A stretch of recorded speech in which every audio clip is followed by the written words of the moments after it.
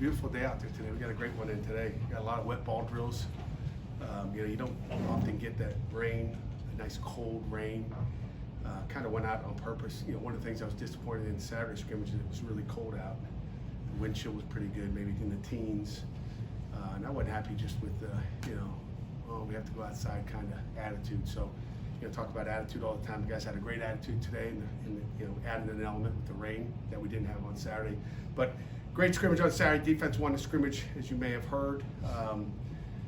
For the scrimmage, like most scrimmages, I say it comes down to turnovers. If the offense doesn't turn the ball over, you probably win the scrimmage if you turn it over. It's game-changing plays. You'll probably lose it. And even with that being said, with the turnovers that our offense did have, they still, at the end it wasn't like a blowout.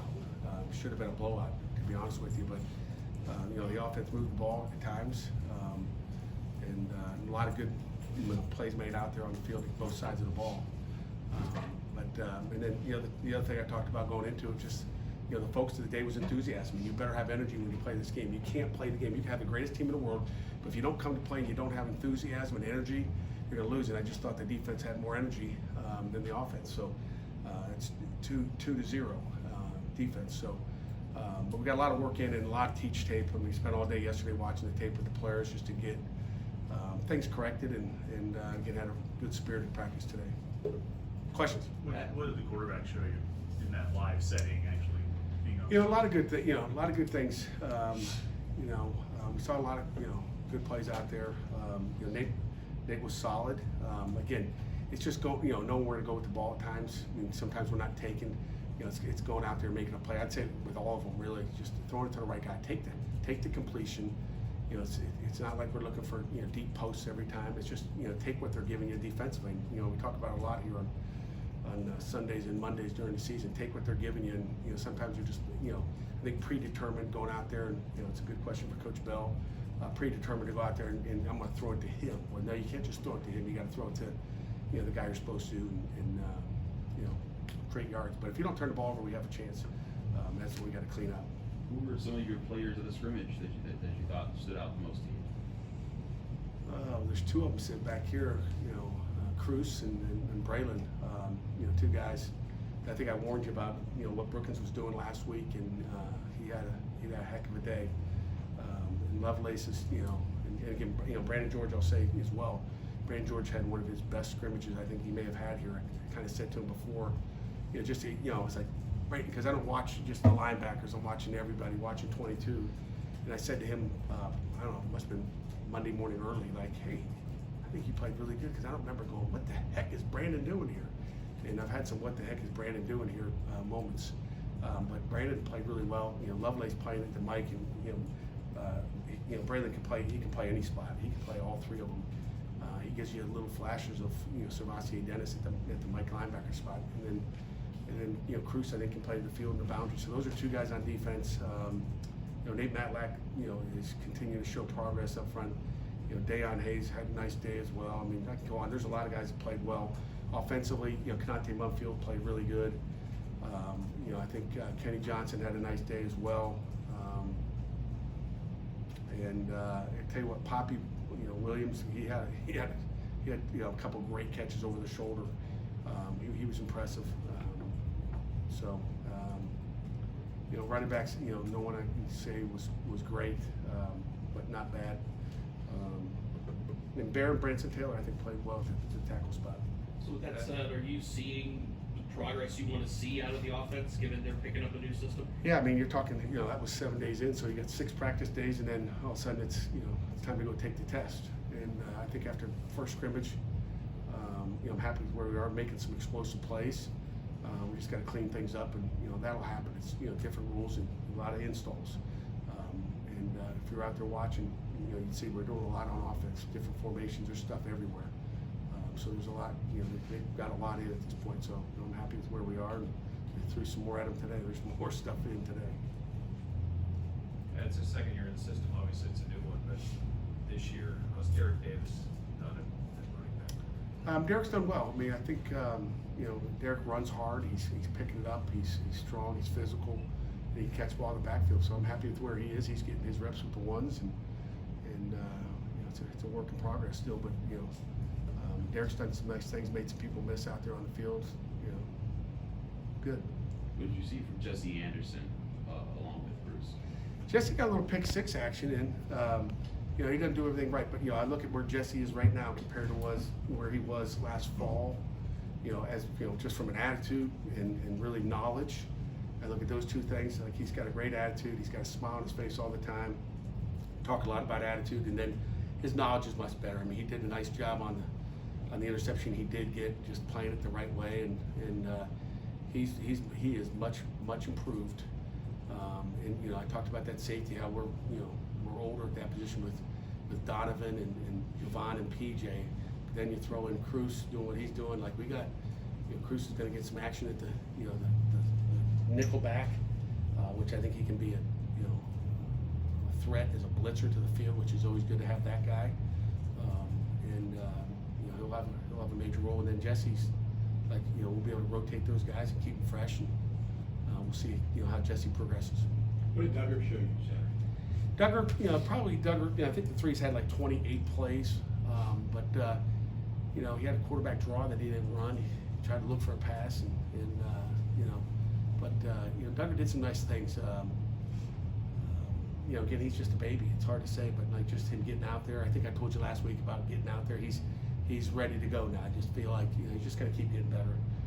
But there's a lot of, if it's a lot for Nate and Christian and Eli, it's a boatload for the rest of the guys. Who stood out at the corner spot outside of Ryland? Ryland's out there. You know, Crumpley is battling. You know, Rashad Battle is battling. Taman has done a nice job out there as well. Made some nice plays as well. Got to catch the ball in the back end. At times we could have had a couple more maybe picks. If we catch it, those are game-changing plays. That's. I think I'm probably missing somebody, but forgive me. You mentioned playing in the rain today. What ball plays did anyone surprise you with their ability to do well in the rain?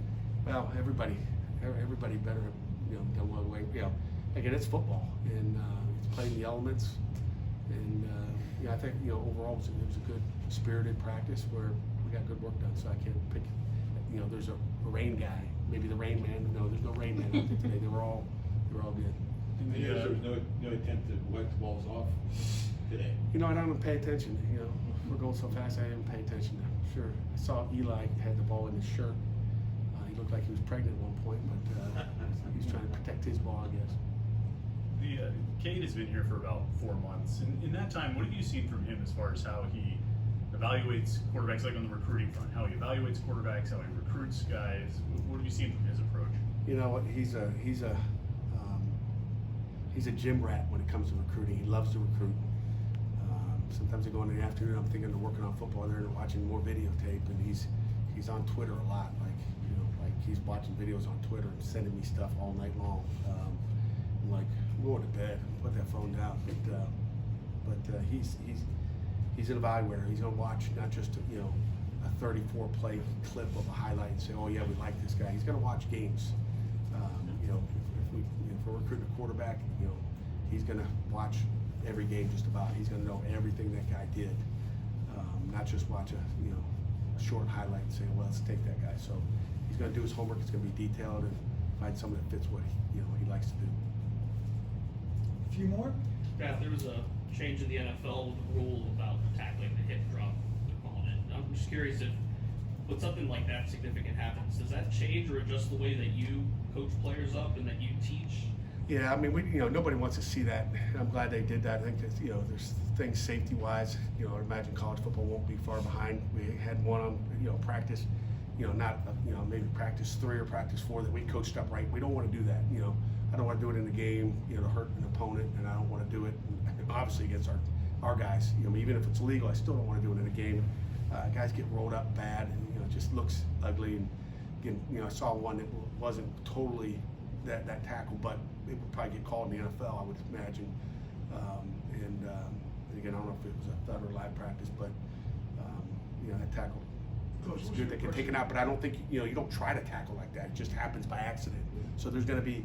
It's just like you don't plan on getting hands in the face or face masking a guy. It just happens sometimes, and it's aggressive. And I don't know if they'll stop it. They're going to put a penalty on it, but unfortunately, guys are still going to get hurt because it just happens by accident. Coach, what's your impression of the new kickoff rule that the NFL went out? You know, I'd heard about just a little bit of it. EJ informed me of that as I walked in here.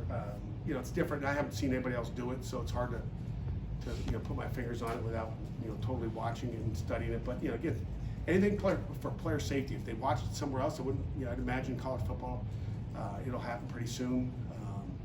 And again, the way I look at it is, you know, it's coming to college football probably. We should model our game after the NFL. You know, you guys know the 2-minute warning of the NFL. Well, college football is going to have that next year. So there's things that, you know, I'm kind of on the assistant or the head coaches, the AFCA head coaches rules committee, and you know, there's a lot of things that could change. But those are some things that, you know, it's just a safety thing. I mean, you think about, you know, why are we running down the field and wasting time running down the field and the ball's kicked out of the end zone anyway, most of the time. I mean, if the kicker wants to kick it out of bounds, or excuse me, kick it out of the end zone, they can probably kick it out of the end zone every play, you know. Even last year we did some what we call hang middle, where we wanted, you know, Ben to hang it up there so we could go tag him inside the 15-yard line, get a big hit and run down there. And, you know, it's just a different ball game that we're talking about right now. It's you know, safety. Speaking of kickers, how was your This will kick? be the last one, by the way. We've got our players sitting Ben in the Saul ranks. was unbelievable. Ben Saul has had a great day on Saturday. Franco and Carpenter doing a nice job, but Ben was on fire Saturday. I mean, you know, I don't think he knew what an upright was. Is that what you're asking about, Jared? And kicker in the back. And Junko had a nice day. I mean, I would say he was probably, you know, a heck of a lot better than he was against Duke for sure. Okay, do we have one last one? Yes, just curious, you guys have benefited in the past few years of having a leader on the offensive line that's carried over and been a starter in a lot of big games. Do you have a player on your roster right now you think that has been that in these spring practices to help with the transition in this new offense? Yeah, I mean, I think a lot of those guys up front, it's hard to say who it is right now. I think when we go through the summer, you really find out who those leaders are. But I would say it's Branson Taylor right now is the guy I would say. I mean, Ryan Baer's awful, you know, talkative out there, and Terrence Moore as well. I mean, Terrence is a guy that is going to try to lead those guys up front as well. So I would say those three guys. But we'll find out who that alpha is as we get moving.